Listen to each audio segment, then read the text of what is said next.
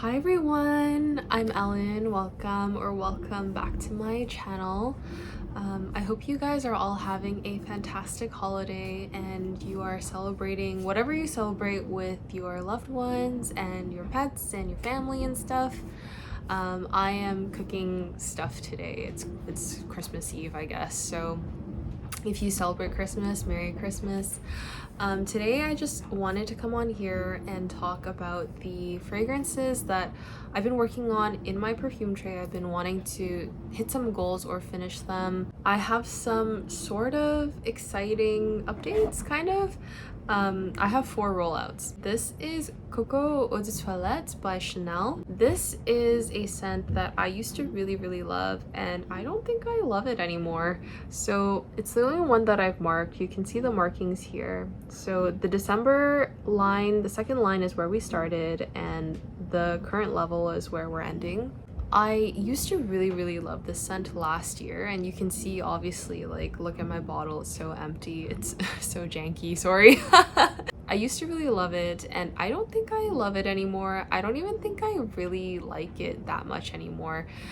It just feels okay to me now because it is a vintage bomb. It is so bombastic, gorgeous, in your face. It's like a diva scent, I feel like.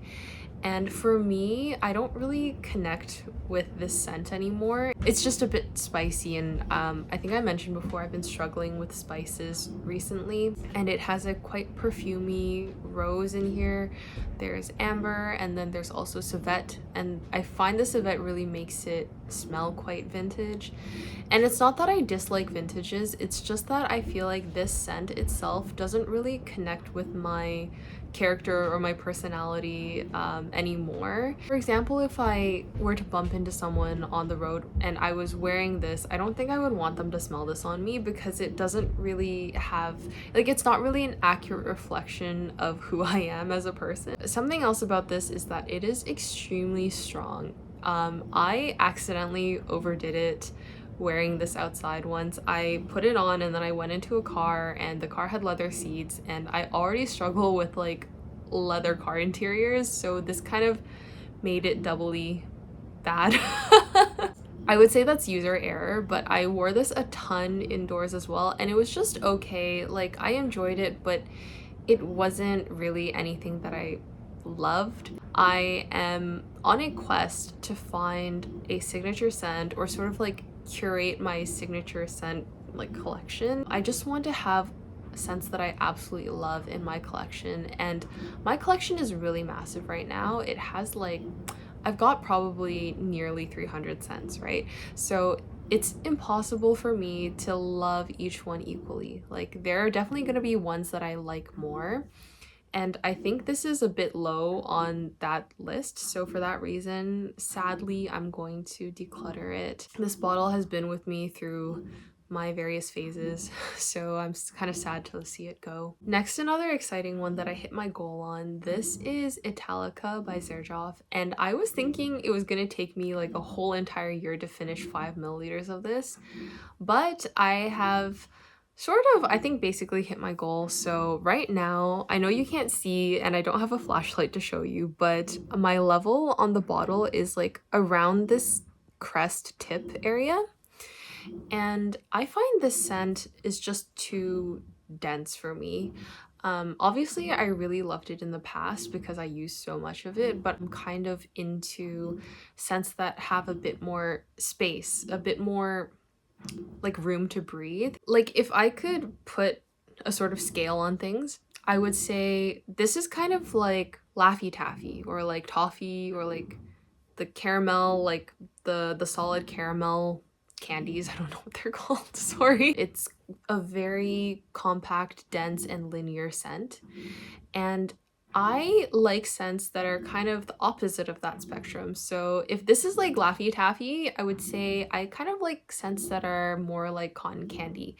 And I think cotton candy, you know, it's very light, but I'm not saying that I love super light scents. I'm just saying that I like scents where there's a lot of space within the scent for the notes to sort of breathe, and for you to kind of detect the various things in there, rather than everything kind of being like squished together into like one very dense scent, if that makes sense. And I think another example that I can give is like if you've ever smelled a Montal scent, you might know like their scents are very dense and they're very strong, but they sit very close to your skin, and there's not very much room for it to breathe to allow the various notes to come out and project off of your skin. It's kind of just one very linear and strong scent that's stuck to you.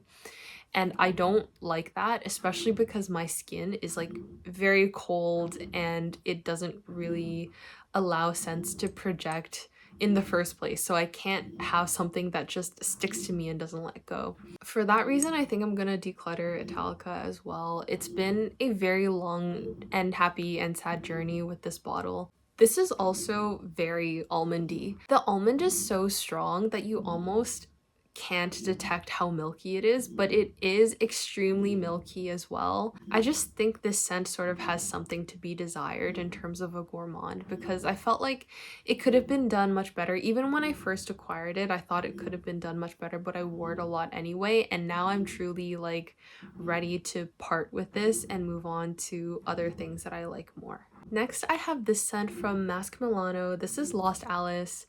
And I did mark this originally, but then the markings wore off, and then some of the little artwork bits on the front also fell off because I put the scent in my pocket. I think I have a good, reasonable dent on this thing. Like, even compared to what I showed you last time, I think I used up quite a bit of it.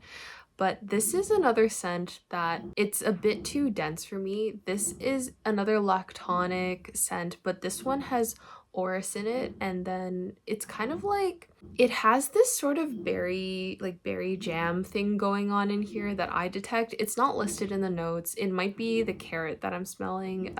This also kind of reminds me of a carrot cake, but without any spices. It just kind of smells like the cake with frosting. This is an excellent gourmand scent in my opinion because it's so interesting with the orris. It's not like a pure gourmand. The thing is, it's so lactonic that something about the combination of the lactones and the orris butter, which is a little bit suede-y, like it makes me want to throw up. Like it makes me nauseous, and I figured I would wear it a lot and try to sort of like get over it or figure out why that was happening, and it still makes me want to yak. Like when I smell it, it makes me feel like I'm car sick, which is so awful to say because I think this is actually a very beautiful scent. I think I wore it enough that I can declutter it at this point. I think I've made a decision that it's just not worth it to finish the rest of it for me. I'd rather ship it off to a home that appreciates this scent more because it is very beautiful. It just doesn't sit well with me. And my last rollout is this one. I guess it's not very surprising. This is Cacao Porcelana by Atelier Materi. This is another very, very dense scent that I do not like the density of the scent, and it is very strong and very pungent, and I feel like it smells quite boozy and it's pretty masculine.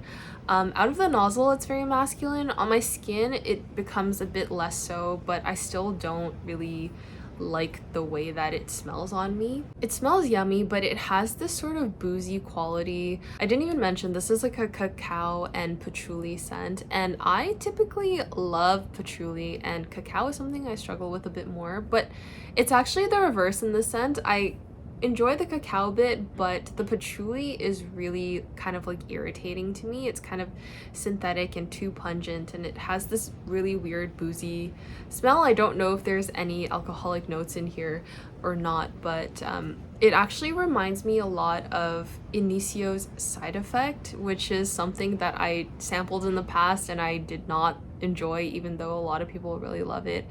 That one was also very pungent, and that's another reason why you should follow your nose and not just buy into the hype of what other people like, because I think this is actually quite a popular scent from Atelier Materi, and I just ended up not liking it. I got this in a blind swap, so that's why I have it, but unfortunately it has to go. This is another scent that sits very close to my skin, and it doesn't really allow the notes to sort of breathe. I wore this a bit. I did not hit my 5 milliliter goal, but that's fine because I decided to declutter it. So since 4 scents are leaving my tray and my collection, I will roll in 4 new scents to replace them. The first scent is in to finish. This is Clean Reserve's Radiant Nectar. I absolutely love the scent so much. It smells like a bubble tea shop, and it smells a bit like pear, a little bit fruity, but really it just smells like kind of like brown sugar tapioca. It really smells like a bubble tea shop. I don't know how else to describe it. It's so yummy and fun, but it's not boring. Like, I never get bored of the scent, even though there are some other scents that, you know, smell good, but I kind of just get tired of them. This one has never been boring to me. I think the only problem is the lasting power on the scent is really just abysmal. It only lasts on my skin maybe like 15 minutes max, and I don't know if that's the scent itself or if it's just my skin being the way it is, because I find that my skin really loves to eat perfume. So I even try to spray this on my clothes, and I think my skin just absorbs the scent from my clothes. So I was actually originally thinking about decluttering this one because of the lasting power, but now I'm like, I just love it so much that I'm thinking I might as well just buy 100 ml and just douse myself rather than declutter it, because I love it enough to look past the abysmal longevity. I have just less than half of it left, so I don't think it'll be too tough, but it will still take me a few months to finish this. Next, I have an interesting one. This is by Etat Libre d'Orange. This is True Lust. Now, this is a violet and leather scent, and it is truly leather. Like, it is a pungent leather in here.